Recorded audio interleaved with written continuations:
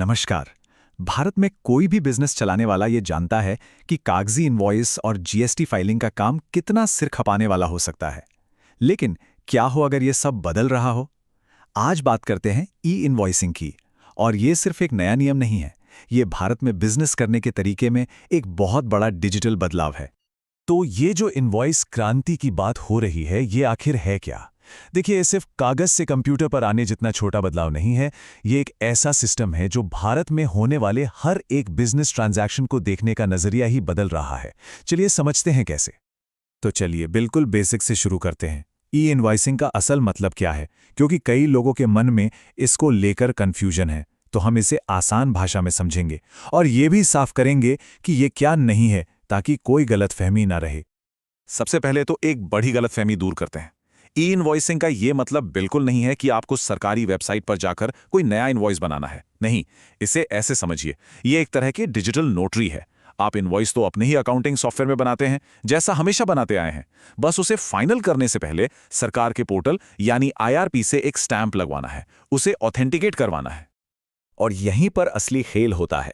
जैसे ही आईआरपी आपके इनवॉइस को चेक करके ओके करता है, वो आपको दो खास चीजें वापस देता है। एक यूनिक इनवॉइस रेफरेंस नंबर यानी आईआरएन, और एक डिजिटल साइन वाला क्यूआर कोड।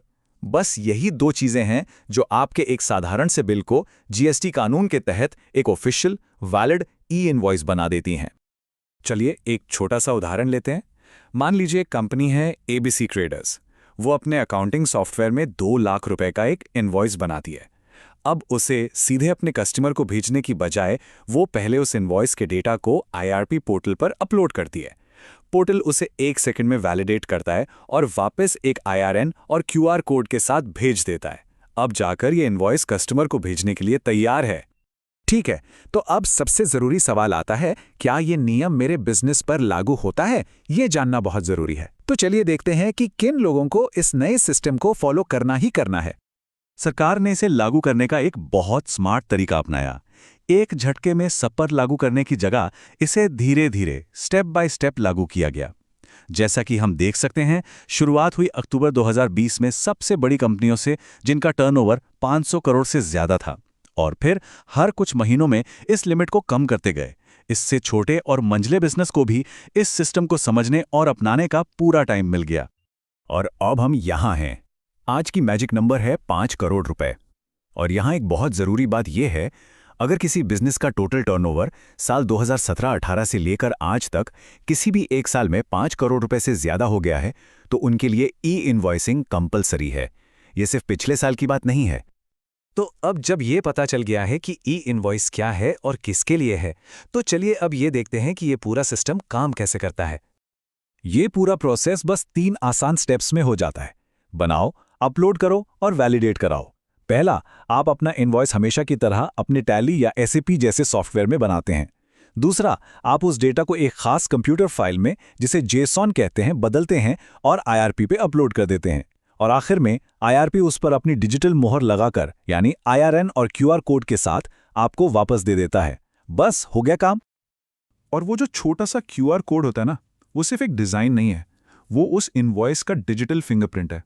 उसमें सारी ज़रूरी जानकारी छुपी होती है। बिल किसने, किसको, कब और कितने का भेजा। कोई भी टैक्स ऑफिसर या यहाँ तक कि आपका कस्टमर भी उसे अपने फ़ोन से स्कैन करके 1 सेकंड में चेक कर सकता है कि बिल असली है या नहीं। तो सवाल ये है कि इस सब की ज़रूरत ही क्या थी? क्या पुराना सिस्टम इतना खराब था? जब हम नए और पुराने सिस्टम को आमने सामने रखते हैं तो फायदे बिल्कुल साफ नजर आते हैं। चलिए देखते हैं कि ये इतना बड़ा सुधार क्यों है। एक तरफ है पुराना तरीका, हाथ से बने बिल, मैनुअल डेटा एंट्री और गलतियों की ढेरों गुंजाइश। और दूसरी तरफ है ई इनवॉइसिंग, ऑटोमेटिक वेरिफिकेशन। लेकिन असली गेम चेंजर तो यह है कि ई इनवॉइस का डेटा अपने आप आपके जीएसटीआर-1 रिटर्न में चला जाता है। मतलब घंटों की मैनुअल डेटा एंट्री और उससे होने वाली गलतियों को अब आप अलविदा कह सकते हैं। तो आसान भाषा में कहें तो ये सिस्टम तेज है, ज्यादा सटीक है और इससे बहुत सारा समय बचता है। रिटर्न और ई-वे बिल तो समझिए लगभग खुद ही बन जाते हैं। लेकिन शायद सबसे बड़ा फायदा है ट्रांसपेरेंसी और सिक्योरिटी। ये सिस्टम इकोनॉमी से फेक इनवॉइस के गोरखधंधे को खत्म करने में मदद करता है, जो कि सबके लिए एक अच्छी बात है। हाँ, लेकिन हर नए सिस्टम की तरह इसमें भी कुछ चुनौतियां हैं।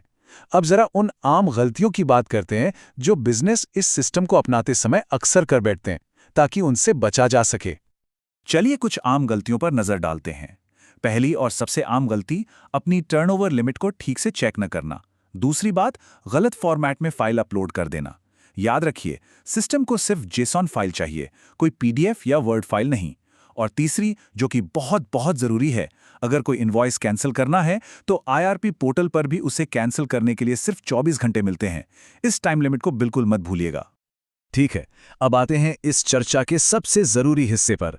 मान लीजिए कोई इन नियमों को अनदेखा करने का फैसला करता है, तो क्या होगा? मैं बताता हूं, इसके परिणाम बहुत गंभीर हो सकते हैं। सबसे पहला और सीधा नतीजा ये है, अगर आपके लिए ई इनवॉइस बनाना जरूरी है और आपने नहीं बनाया, तो आपका वो इनवॉइस इनवैलिड है।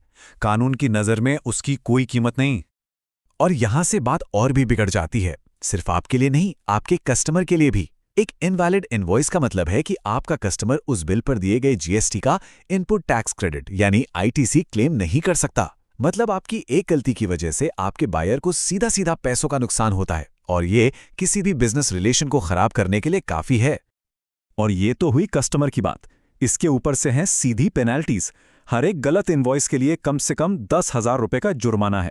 और ध्यान दीजिए, ये तो सिर्फ मिनिमम अमाउंट है, क्योंकि असली पेनल्टी है 10,000 रुपए या इनवॉइस पर लगे टैक्स का 100%, इन दोनों में से जो भी ज्यादा हो।